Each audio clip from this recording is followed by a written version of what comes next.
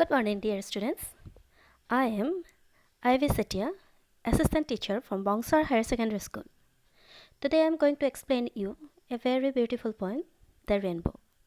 The poet of this poem is Christina Georgina Rossetti. Student, আজি আমি Christina জৰ্জিনা ৰছটেৰ দ্বাৰা লিখিত এটা ধুনীয়া কবিতাৰ বিষয়ে আলোচনা কৰিম।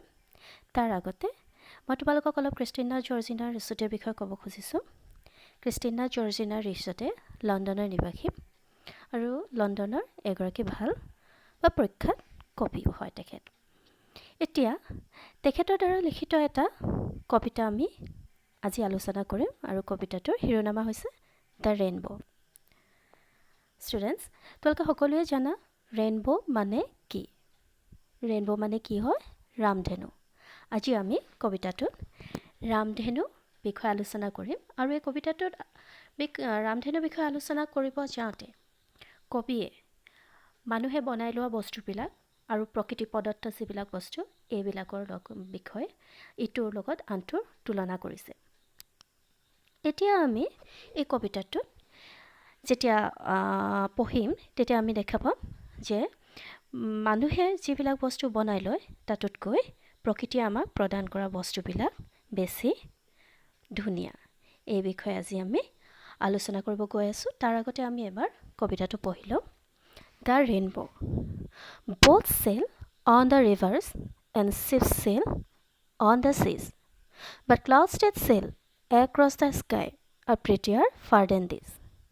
There are bridges on the rivers as pretty as you please, but the bow that bridges heaven and overtops the trees and builds a road from earth to sky is prettier far than these.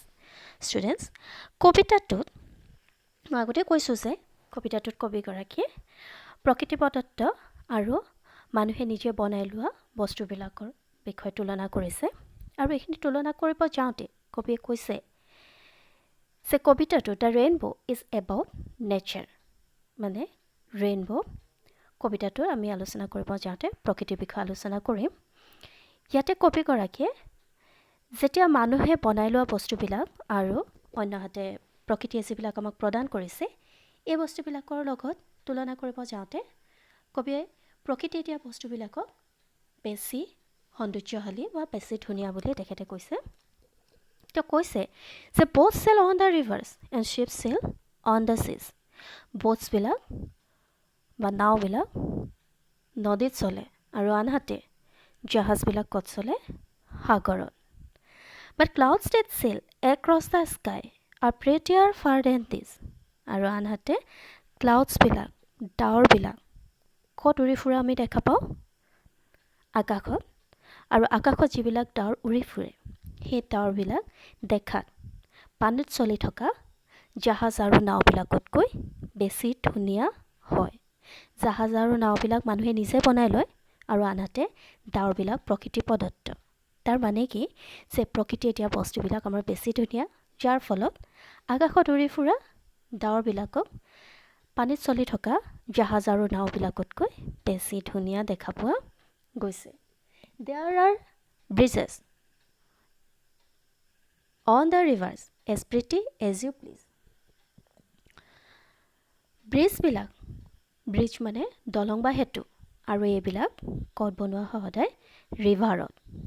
আৰু সেই ৰিভাৰত থকা ব্ৰিজবিলাকো ধুনীয়াই দেখিবলৈ।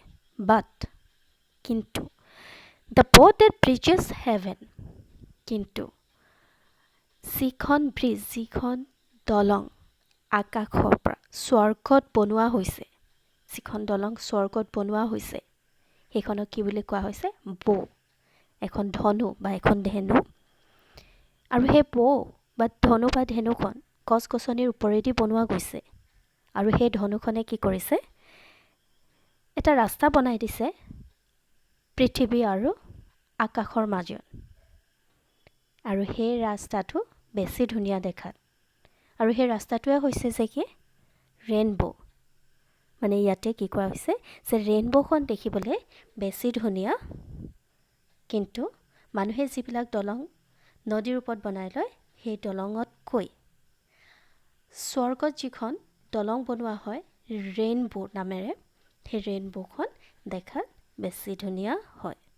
Students, আমি আজি কবিতা rainbow' কবিতাটোত কিহৰ বিষয়ে আলোচনা কৰিলোঁ যে মানুহে যিবিলাক বস্তু বনাই লয় সেই বস্তুবিলাকতকৈ নেচাৰে আমাক যিবিলাক বস্তু দিছে সেইবিলাক বেছি ধুনীয়া, যাৰ ফলত ৰিভাৰখন বা ৰিভাৰখন বা সাগৰখনত শ্বিপ বা জাহাজ বা নাওখন চলি থাকিলে যিমান ধুনীয়া দেখায় তাতকৈ ক্লাউডছ যেতিয়া আকাশত উৰি ফুৰে সেয়া দেখাত বেছি ধুনীয়া হয়। ষ্টুডেণ্ট, ক্ৰিষ্টিনা জৰ্জিনা ৰোছেটৰ দ্বাৰা লিখিত কবিতাটো আমি পঢ়িলোঁ আৰু এতিয়া কবিতাটোৰ পিছত আমি কবিতাটোত কিছুমান টান টান শব্দ পাইছোঁ যিবিলাকৰ অৰ্থ আমি এতিয়া ভাঙনি কৰি ল'ম। সেই শব্দবিলাকৰ অৰ্থবিলাক ক্ৰমে কি হয় যে আমি প্ৰথম লাইনটোতে পাইছোঁ ৰিভাৰ শব্দটো আমি পাইছোঁ। ৰিভাৰ মানে কি হয়? নদী। ৰিভাৰ শব্দটোৰ অসমীয়া অৰ্থ হৈছে নদী। এতিয়া আমি নদী সকলোৱে দেখিছোঁ, সকলোৰে ওচৰ পাজৰে নদী তোমালোকে দেখা পাইছাই। এতিয়া আমাৰ সকলোতকৈ ডাঙৰ নদীখনেই হৈছে ব্ৰহ্মপুত্ৰ নদী আৰু সেই ব্ৰহ্মপুত্ৰ নদীখনক ইংলিছত কি বুলি কোৱা হয়? ব্ৰহ্মপুত্ৰ ৰিভাৰ। তাৰপিছত ইয়াতে আমি দেখিবলৈ ধুনীয়া বস্তুটো আমি কি পাইছিলোঁ? ক্লাউড, যিবিলাক আকাশত উৰি ফুৰে আৰু সেই ক্লাউডবিলাক অসমীয়াত কি বুলি কোৱা হয়? ডাৱৰ। আকাশত মেঘ পাতি কি থাকে? ডাৱৰ থাকে।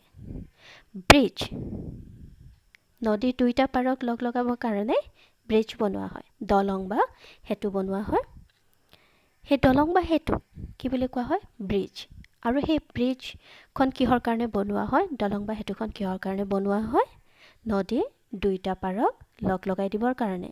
এতিয়া তোমালোকে শৰাইঘাট নদীৰ নাম শুনিছা, ব্ৰহ্মপুত্ৰৰ ওপৰত থকা শৰাইঘাট দলংখনৰ নাম শুনিছা, আৰু অন্যহাতে তোমালোকে ডক্টৰ ভূপেন হাজৰিকা সেতুৰ নাম শুনিছা। সেইবিলাক কি হয়? ব্ৰিজ হয়। শৰাইঘাট দলংখনক আমি কি বুলি কওঁ? শৰাইঘাট ব্ৰিজ। নেক্সট শব্দটো আছে তোমালোকৰ প্ৰীতি। প্ৰীতি মানে ধুনীয়া। কবিতাটোৰ মূল শব্দই হৈছে ইয়াতে প্ৰীতি আৰু প্ৰীতিয়াৰ।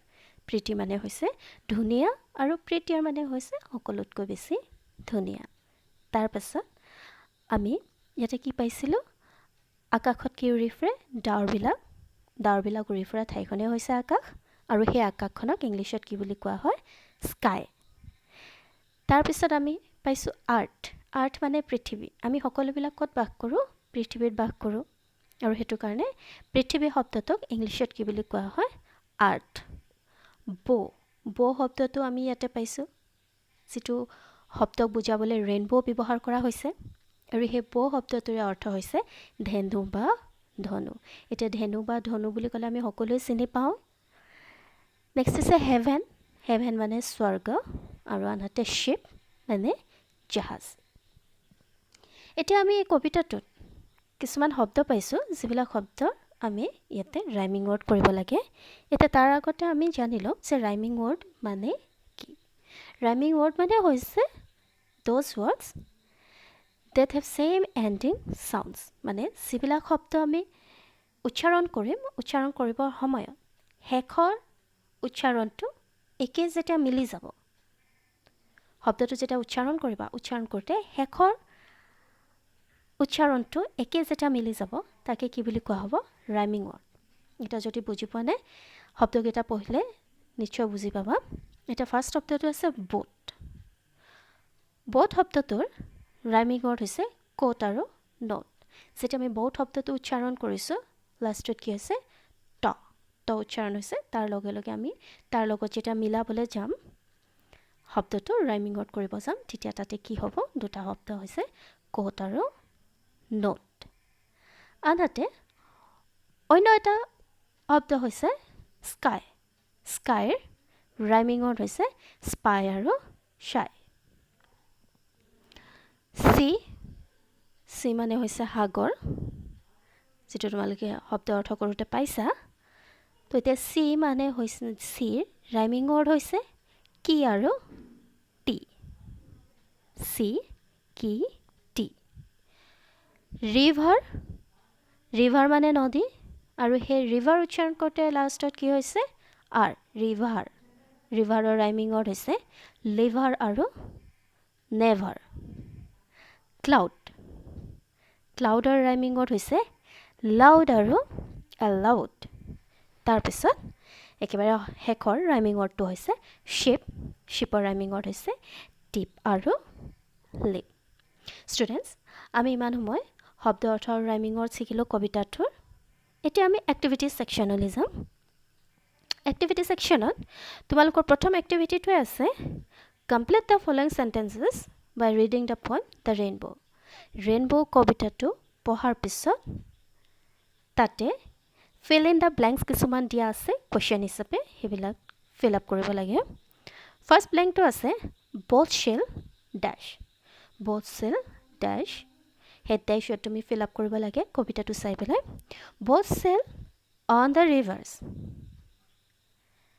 dash sail on the seas সাগৰত কি চলে ship চলে and ships sail on the seas but dash sail across the sky তো তাতে আমি ড্যাশটো fill up কৰিব যাওঁতে কি হ'ব but clouds that sail across the sky boats and ships are pretty but clouds are dash boats আৰু ship দেখাত ধুনীয়া কিন্তু ডাৱৰবিলাক দেখাত সকলোতকৈ বেছি ধুনীয়া prettier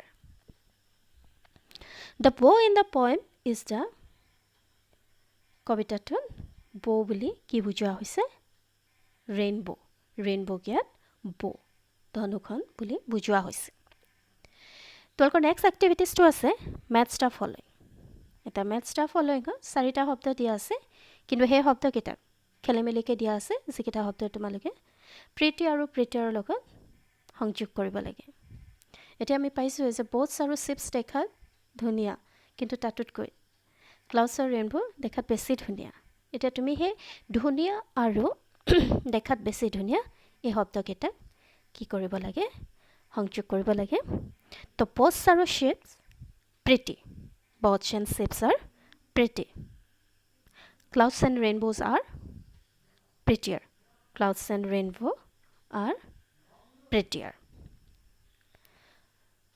তোমালোকৰ নেক্সট এক্টিভিটিটো আছে make a list of things that এতিয়া এখন লিষ্ট বনাব কৈছে যিখন লিষ্ট কাক বেছ কৰি পেলাই বনোৱা হ'ব sail on rivers and seas এতিয়া নদী আৰু সাগৰত কি চলে তোমালোকে সকলোৱে জানা নদী আৰু সাগৰত কি চলে নদীত কি চলে boat আৰু seas সাগৰত কি চলে ship move on the road